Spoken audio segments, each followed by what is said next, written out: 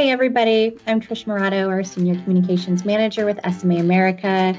Today, I'm sitting down to have a conversation with Jeppe Johansen, our Managing Director. Hey Jeppe, how you doing? Hey Trish, I'm good. Good to be with you today. Good. Well, we have a really timely topic today as the election is less than 2 weeks out. We know organizations across the solar industry are watching really closely to see how the outcome impacts their business. So I'm excited to jump into this. But first, Jeppe, I have to say congratulations on becoming a U.S. citizen this summer. I'm curious, how does it feel now that you are a dual citizen and an American? Thank you so much. It's really been an exciting journey, and I'm honestly honored to now call US my official home. I have to say, though, I'm getting up to speed on the election process here in the US. It's a little bit different than what I'm used to back home in Denmark. Oh, I bet. And this is a particularly important one, especially for the solar industry. And you are in a unique position as a dual citizen and someone who's lived all over the world to give us some insight and some global perspective. So let's talk about it. Let's jump in. I know you spoke at RE Plus, our big trade show this year about the election. Why don't you tell me a little bit about that?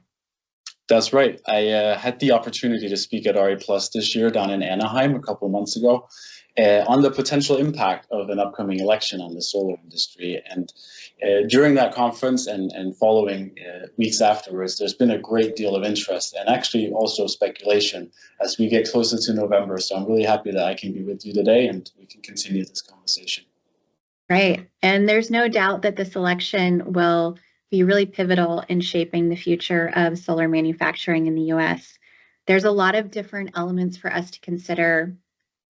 For example, we could see a Harris presidency with a Democratic Congress, or we could see a Harris presidency with a divided Congress.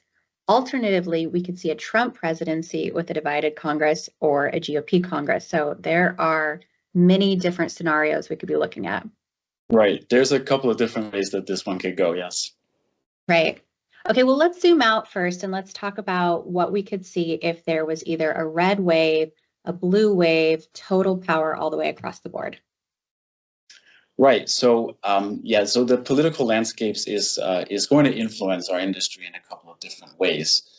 If we focus in on a red wave, meaning that the Republicans have the voting majority, we might expect to see more support for fossil fuel projects, and as a result, pulling potentially resources away from the renewable initiatives, including solar and storage.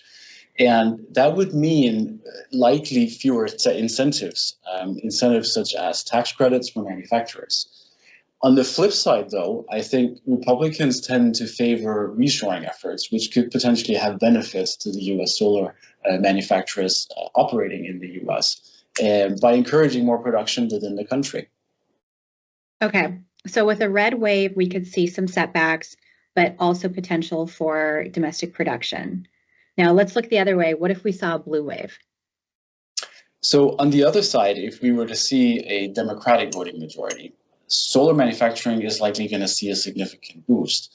Why is that? Because the IRA and the bipartisan infrastructure law, as well as the CHIPS Act, all combined provided about 1.6 trillion for clean energy investments. And this type of administration is likely going to try and expand those programs, creating more renewable energy and manufacturing jobs, focusing further on funding research and development, and also fostering a stronger domestic solar manufacturing industry. So that makes sense if we have an outcome that leans one way or the other. What I think is more realistic at this point is for something where there's more middle ground for without a voting majority.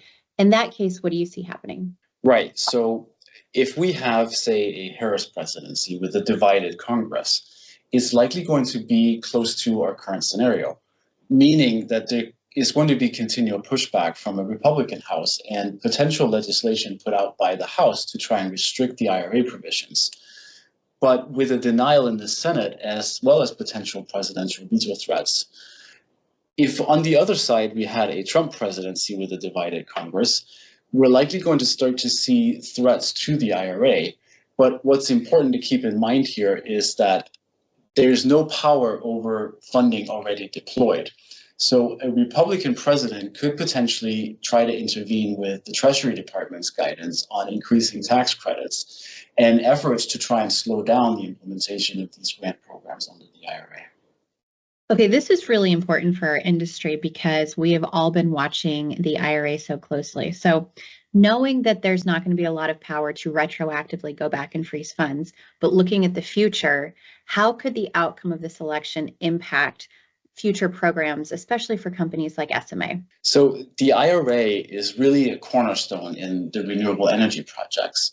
And if President Harris is elected president, we would like to see a sustained or maybe even an increased funding, which is going to benefit not only manufacturers, but also solar technology research and innovation. However, if we see Donald Trump get elected into office, there could be significant changes. So his administration will likely try to reduce or even redirect some of the IRA funding, and as a result, slow down the progress that the renewable energy sector has made in the recent years. And this uncertainty is what really affects the long-term investments into solar in the US. Okay, so really what we're talking about is whether the pace of growth accelerates or slows depending on who wins here. Correct, yes. Okay, so I'm curious now, Jeppe, as a dual citizen, what's your take on how the US compares to Europe or especially Denmark when it comes to renewable energy and policy? Yeah, that's a great question. So Denmark has actually long been a leader in renewable energy, and in particular in wind power. And one of the things that I admire about the US is the scale of opportunity. So when the US government commits to doing something like solar, the sheer size of the market in the US means that we could have a real global impact. However, if you look at Denmark, there's been consistency in its policies over decades, which is something the US could learn from. So in my opinion, political stability and having a real clear direction is key to sustaining some of the long-term growth that we're pursuing in the US. Right, stability is crucial.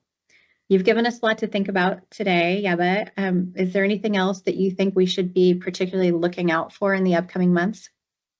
I'd say keep an eye on federal policies, but maybe also look at some of the state level initiatives. Regardless of the election outcome, many states are going to have their own aggressive goals for renewable energy. California is a good example. They have goals here in carbon neutrality by 2045 and really cutting down air pollution by over 70%, focusing also on greenhouse gas emissions and reductions by upwards of 85%. And similar activities we see on the East Coast in states like New York, which are aiming also to reduce their greenhouse gas emissions by upwards of 40% by 2030. And even further, trying to reduce it by upwards of 85% by 2050. So at SMA, irrespective of the outcome, we will continue to push forward no matter what happens in November. I can promise you that. All right. Thanks so much, Jeppe, for your time and your insight. It's always great to hear your perspective, especially right now as we're navigating such a pivotal moment for the solar industry. Thanks, Trish. It's always a pleasure.